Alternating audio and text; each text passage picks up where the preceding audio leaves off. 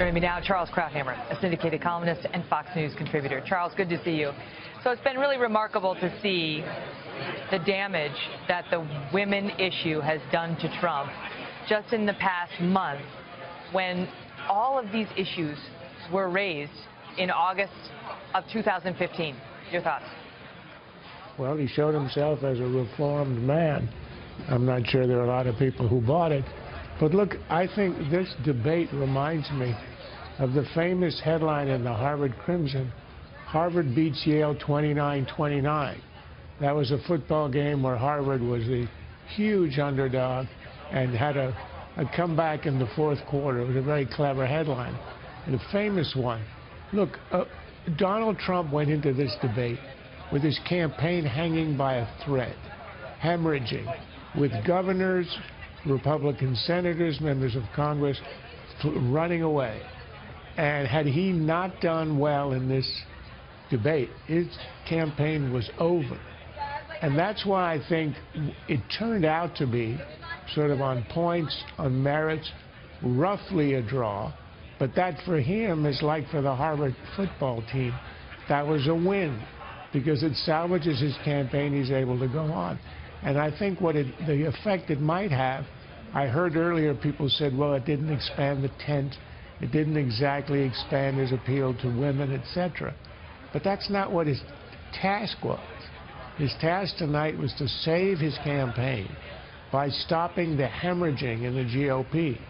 And I think we might see that over the next few days, where instead of a mass flight for the exits, and that might be reduced as a result of the fact that he had good moments and essentially in the second half of the debate had a more dominant presence. So where does that take us from here? He saves the campaign, but how does it look to you with 30 days left to go? Right, but I mean, the downside is when you're running behind as he is, and the gap was increasing before the tape business, you can't waste a debate. You can't waste a week just holding your ground, which is what he did.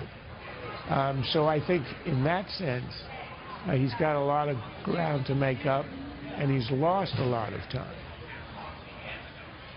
What did you make of that tape, Charles, of Trump on that bus in 2005? Well, it sounded fatal. To me, I must say I was one of the few who was not shocked at all, because I've always thought that is who Donald Trump is, and it's usually the hidden tapes and the hot mic stuff that reveals what a person is. I was kind of shocked by how shocked so many people were, because there were so many other offenses in the past that Trump had committed that were worse. But here's what I think is the effect of the debate. In the 48 hours before, the only issue, the only discussion in the country was about the tape and would he survive.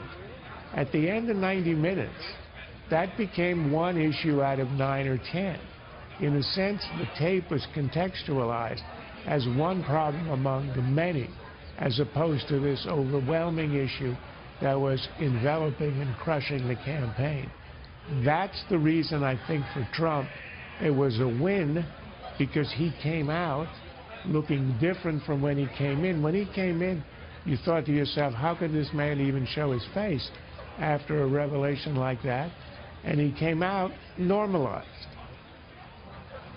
Is there anything you think that could stop her now? I mean, do you think so? He's restarted the engine, but so many people say he can't do it, the Electoral College, and so on and so forth. Do you believe that? Do you believe this race is over, or do you believe Trump really could close this now if he gets a few breaks cut in his way?